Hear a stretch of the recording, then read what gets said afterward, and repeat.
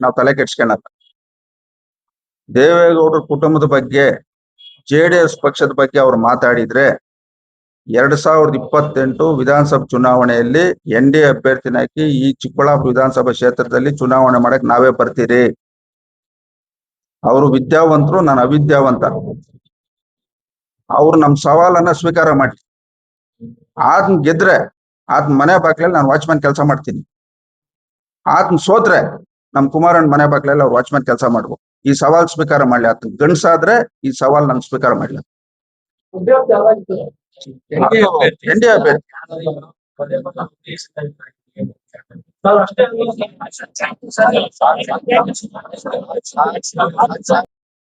2023 ವಿಧಾನಸಭಾ ಚುನಾವಣೆಯಲ್ಲಿ ಇವತ್ತು ಉನ್ನತ ಶಿಕ್ಷಣ ಪಡೆದಿರ್ತಕ್ಕಂಥವ್ರು ಪ್ರದೀಪ್ ಈಶ್ವರ್ ಅವರು ನಾನು ಗೆಲ್ಲಬೇಕಾದ್ರೆ ನನ್ಗೆ ಯಾರ್ಯಾರು ಮತ ಹಾಕಿದಾರೆ ಅನ್ನೋದು ಅವ್ರ ಆತ್ಮಾವಲೋಕನ ಮಾಡ್ಕೊಳ್ಬೇಕು. ಯಾರ್ಯಾರು ಕಾಲ ಅಲ್ಲ ಅವರು ಈಗ ಡಾಕ್ಟರ್ ಬಾಬಾ ಸಾಹೇಬ್ ಅಂಬೇಡ್ಕರ್ನ ಹೆಚ್ಚಿಗೆ ತಿಳ್ಕೊಂಡಿದ್ದೀರ ಅಂತ ಮಾತಾಡ್ತಾರಲ್ಲ.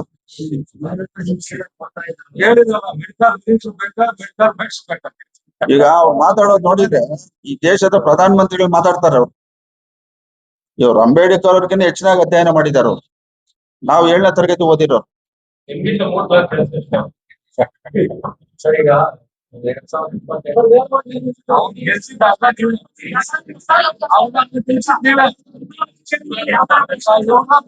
ಈ ರಾಜ್ಯಕ್ಕಾಗಿ ಹೋರಾಟಗಳನ್ನ ಮಾಡಿ ಈ ರಾಜ್ಯಕ್ಕಾಗಿ ಕೊಟ್ಟಿರ್ತಕ್ಕಂಥ ಹಲವಾರು ಕೊಡುಗೆಗಳನ್ನ ದೇವೇಗೌಡ ಕುಟುಂಬ ಬಗ್ಗೆ ಅವ್ರು ಮಾತಾಡಿ ವೈಯಕ್ತಿಕವಾಗಿ. ಇವತ್ತು ಕಾಂಗ್ರೆಸ್ ಪಕ್ಷದಲ್ಲಿ ಯಾರು ಭ್ರಷ್ಟಾಚಾರ ಮಾಡಿಲ್ಲ. ಈ ಪ್ರದೀಪ್ ಈಶ್ವರ್ ಅವರು ಈ ತಾಲೂಕಲ್ಲಿ ಭ್ರಷ್ಟಾಚಾರ ಮಾಡ್ತಾ ಇಲ್ಲ. ಇದುವರೆಗೂ ಯಾರಿಗೆ ನೀವು ಹೇಳ್ತಿದ್ದೀರ ದಾಖಲೆ ಮಾಡಿ ಮಾತಾಡಬಹುದು. ಜೆಡಿಎಸ್ ಪಕ್ಷದ ವಿರುದ್ಧ ಅವ್ರು ಮಾತಾಡುವಂತ ಮಾತಾಡಿಲ್ಲ. ಇಲ್ಲ ಕುಮಾರಣ್ಣ ಅವ್ರು ಏನ್ ಮಾಡಿದಂತ ಪಕ್ಷದ ವತಿಯಿಂದ ನೀವು ಹೇಳಿಕೆ ಕೊಡಬಾರದು. ಇಲ್ಲಿ ಪಕ್ಷದ ವತಿಯಿಂದ ಇವತ್ತು ಕೊಡ್ತಕ್ಕಂಥದ್ದು ನಡೀತಾ ಇತ್ತು. ನಾನು ಚಿಕ್ಕಬಳ್ಳಾಪುರ ವಿಧಾನಸಭಾ ಕ್ಷೇತ್ರ, ನಾನು ಮಾತಾಡ್ತಾ ಇರ್ತಕ್ಕಂಥ ವಾಸ್ತವಾಂಶ. ಈ ಗಾಳಿಯಲ್ಲಿ ಗುಂಡ ಹೊಡೆಯಂತದ್ ನ್ಯಾಯ ನಮ್ಮ ಹತ್ರ ಇರಲ್ಲ. ಕುಮಾರಸ್ವಾಮಿ ಅವರ 75 ವಾರ್ಡ್ ಎಲ್ಲ ಕಿಕ್ ಬ್ಯಾಕ್ ಮಾಡಿದ್ರೆ ಅನಿತಾ ಕುಮಾರಸ್ವಾಮಿ ಅವರು ಏನು ಸಾಮ್ರಾಜ್ಯ ಪಂಚೆ ಮಾಡಿದ್ರು 35 ಜಮೀನು ಅವ್ರು ಮಾತಾಡಿರೋದು ಅಷ್ಟೇ ಸಮಯ. ಇವತ್ತು DK ಶಿವಕುಮಾರ್ ಈ ರಾಜ್ಯದ ಮುಖ್ಯಮಂತ್ರಿ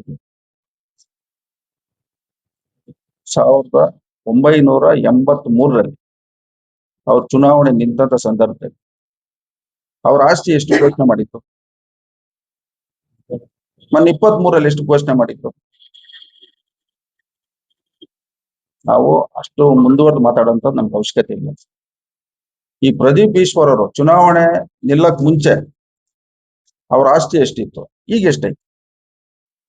ನಾವು ಇನ್ನೊಬ್ರ ಬಗ್ಗೆ ಮಾತಾಡ್ಬೇಕಲ್ಲ, ನಾವು ಕರೆಕ್ಟ್ ಆಗಿರ್ಬೇಕಲ್ಲ. ಇವತ್ತು ಕಾಂಗ್ರೆಸ್ ಪಕ್ಷದಲ್ಲಿ ಹಲವಾರು ನಾಯಕರುಗಳವ್ರೆ. ಇವಳು AICC ಅಧ್ಯಕ್ಷರವ್ರೆ ಮಲ್ಲಿಕಾರ್ಜುನ್ ಖರ್ಗೆ ಅವರು. ಅವರು ರಾಜಕಾರಣಕ್ಕೆ ಬಂದು ಎಷ್ಟು ವರ್ಷಗಳಾಗಿದೆ.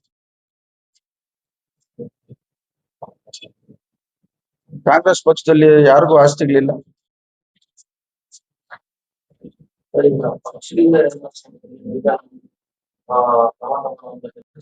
ಶಿಡ್ಲಘಟ್ಟ ವಿಧಾನಸಭಾ ಕ್ಷೇತ್ರದಲ್ಲಿ ಜಂಗಮಕೋಟೆ ಹೋಬಳಿ KDB ಪ್ರಧಾನ ಮಂತ್ರಿನ ದೇವೇಗೌಡರನ್ನ ಕುಮಾರಣ್ಣವ್ರನ್ನ ಮಾತಾಡೋದು ತಿಳ್ಕೊಂಡಿದ್ದೀರ ನೀವು? ಇವತ್ತು ಜನ ಇದಕ್ಕೆಲ್ಲ ಯಾವ ರೀತಿ ರಿಯಾಕ್ಟ್ ಆಗ್ತಾ ಇದಾರೆ ನೀವು ಸೋಷಿಯಲ್ ಮೀಡಿಯಾ ನೋಡ್ತಾ ಇದ್ದೀರಾ?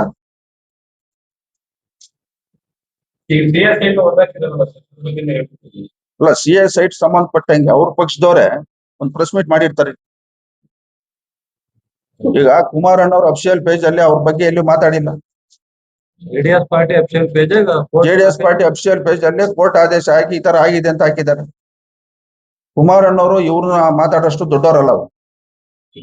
ಇವ್ರು ಪ್ರಧಾನ ಮಂತ್ರಿ ಮಾತಾಡೋಂತ ಲೀಡರ್.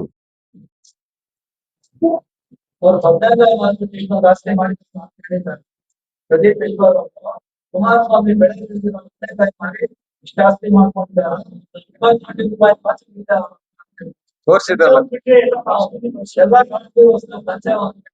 ಅಲ್ಲ ಕುಮಾರಣ್ಣ ವಾಚ್ ತೋರಿಸಿ ಪ್ರೆಸ್ ಮೀಟ್ ಮಾಡಿದ್ರಲ್ಲ. ಈಗ ಕುಮಾರಣ್ಣವರು 2006ರಲ್ಲಿ ಆಕಸ್ಮಿಕವಾಗಿ ಈ ರಾಜ್ಯದ ಮುಖ್ಯಮಂತ್ರಿಯಾಗಿ 20 ತಿಂಗಳು.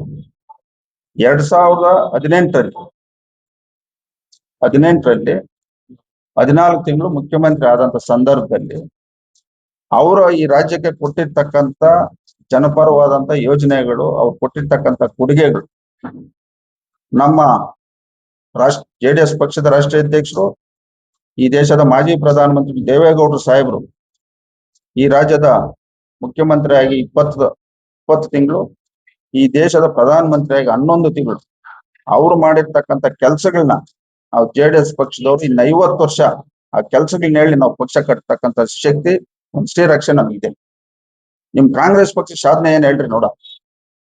ಇವತ್ತು ಈ ರಾಜ್ಯದಲ್ಲಿ ಕಾಂಗ್ರೆಸ್ ಪಕ್ಷ ಅಧಿಕಾರ ಬರ್ಬೇಕಾದ್ರೆ ಕಾರಣ ಅವ್ರು ಕೊಟ್ಟಿರ್ತಕ್ಕಂಥ ಗ್ಯಾರಂಟಿಗಳು ಅಲ್ಲ, ಇಲ್ಲ ಅವ್ರು ಮಾಡಿರ್ತಕ್ಕಂಥ ಸಾಧನೆಗಳು ಅಲ್ಲ, ಕೆಲವು ತಪ್ಪು ನಿರ್ಧಾರಗಳು, ಭಾರತೀಯ ಜನತಾ ಪಕ್ಷದ ಮುಖಂಡರು ಕೆಲವು ತಪ್ಪು ನಿರ್ಧಾರಗಳಿಂದ ಇವತ್ತು ಕಾಂಗ್ರೆಸ್ ಪಕ್ಷ ಈ ರಾಜ್ಯದಲ್ಲಿ ಅಧಿಕಾರಕ್ಕೆ ಬಂದಿರೋದು. ನಮ್ಮ ಹತ್ರ ಅಂಕಿಅಂಶ ಐತಿ.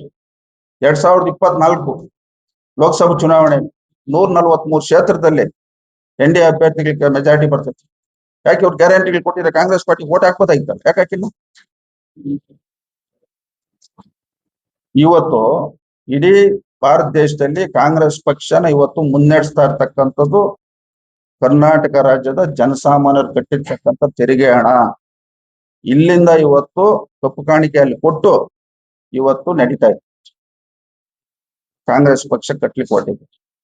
ಇವತ್ತು ಮೊನ್ನೆ ಬೆಂಗಳೂರು ಸಭೆಯಲ್ಲಿ ಹೇಳ್ತಾರೆ 2029ಕ್ಕೆ ರಾಹುಲ್ ಗಾಂಧಿ ಅವ್ರನ್ನ ಪ್ರಧಾನಮಂತ್ರಿ ಮಾಡ್ಬೇಕಂತ ಹೇಳಿ. ಮೋದಿಜಿ ಅವರು ಒಂದು ಸಂಕಲ್ಪ ಮಾಡಿದ್ದಾರೆ, 2047 ವಿಕಸಿತ ಭಾರತ್. ಏನ ಸಂಕಲ್ಪ? ಏನ್ ವಿಕಸಿತ ಭಾರತ್ ಅಂದ್ರೆ ಆ ಸಂಕಲ್ಪ ಏನನ್ನೋದು ನೀವು ಅರ್ಥ ಮಾಡಿಕೊಂಡು. ಕಾಂಗ್ರೆಸ್ ಮುಕ್ತ ಭಾರತ. ಇವತ್ತು ಕಾಂಗ್ರೆಸ್ ಅಲ್ಲಿ ಗೆದ್ದಿರ್ತಕ್ಕಂಥ ಸಂಸದರುಗಳಾಗ್ಬೋದು, ಕಾಂಗ್ರೆಸ್ ಆಡಳಿತದಲ್ಲಿ ಇದ್ದಂತ ರಾಜ್ಯಗಳಾಗ್ಬೋದು, ಇವತ್ತು ಯಾವ ಪರಿಸ್ಥಿತಿ ಆಗೈತೆ?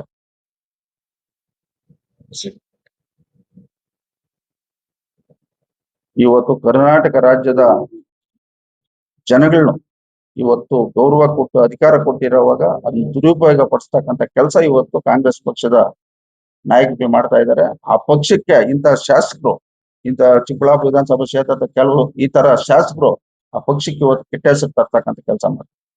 ನನ್ನ ಪ್ರಕಾರ ಇವರು ಕುಮಾರಣ್ಣವ್ರ ಬಗ್ಗೆ ಮಾತಾಡಿರೋದು ಈ ಒಂದು ಪ್ರೆಸ್ ಮೀಟ್ ನೋಡಿ ಕುಮಾರಣ್ಣವರು ವಿರುದ್ಧ ನಾನು ಮಾತಾಡಿದ್ದೀನಿ ಅಂತ ಹೇಳಿ DK ಶಿವಕುಮಾರ್ ನನ್ನ ಮಂತ್ರಿ ಮಾಡ್ತಾರೆ ಅಂತ ಮಾತಾಡಿ.